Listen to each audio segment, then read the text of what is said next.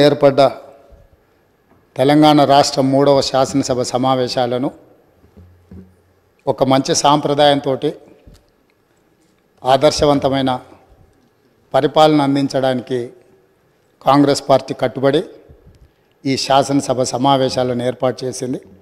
ఈ సందర్భంగా నాడు తెలంగాణ ఉద్యమంలో తెలంగాణ 4 కోట్ల ప్రజలను ఏకోన్ముఖం చేసి ఉద్యమ స్ఫూర్తిని విద్యార్థులలో, నిరుద్యోగ యువకులలో, ఉద్యమకారులలో, తెలంగాణ రాష్ట్ర సాధనలో అమరులైన కుటుంబాలకు స్ఫూర్తినిచ్చిన అందశ్రీ గారి కవిత్వంతో ప్రారంభిస్తే తెలంగాణ ప్రజలందరికీ కూడా ఈ ఉద్యమ స్ఫూర్తితో పరిపాలన అందించాలనుకున్న కాంగ్రెస్ పార్టీ విధానాలు తెలుస్తాయని భావిస్తూ ఏందిరా తెలంగాణం, ఎలా మూగబోయింది జనగానం, ఏందిరా తెలంగాణం, యముల పాలవుతుంది మాగానం, రాష్ట్రమొస్తే కుక్కలా కాపలా నుంటనంటివి, మక్కువతో పలికిన మాటలేమాయే, అధికారం వచ్చే అహంకారముతో పొంకనాలకు పోయి రంకెలేసుడు ఏంది. అందశ్రీ గారు తెలంగాణలో జరుగుతున్న పరిణామాల మీద ఒక స్పష్టమైన భాషను, భావాన్ని ఈ తెలంగాణ సమాజానికి ఇచ్చిండ్రు.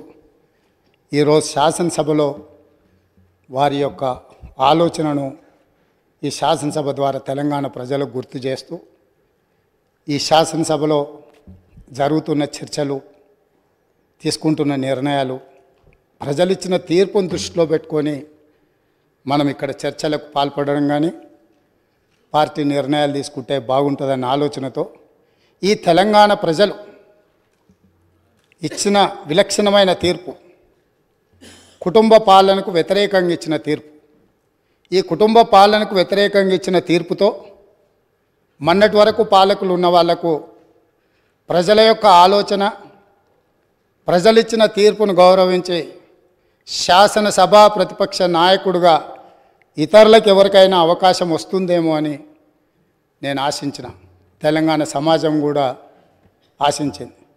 కానీ కానీ కానీ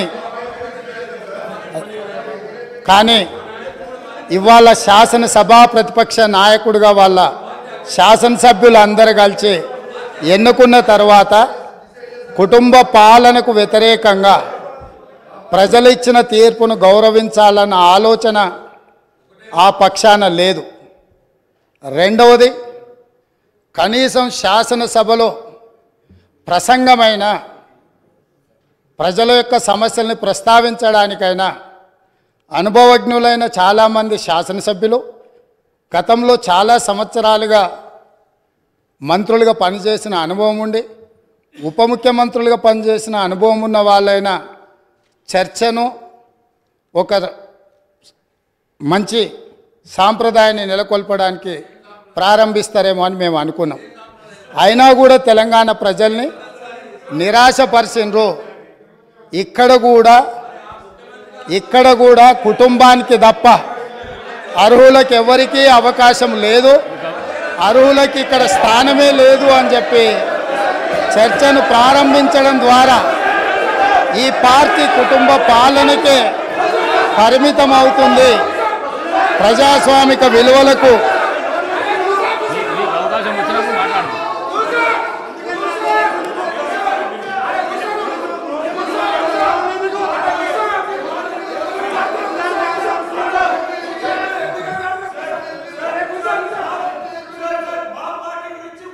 సార్ స్పీకర్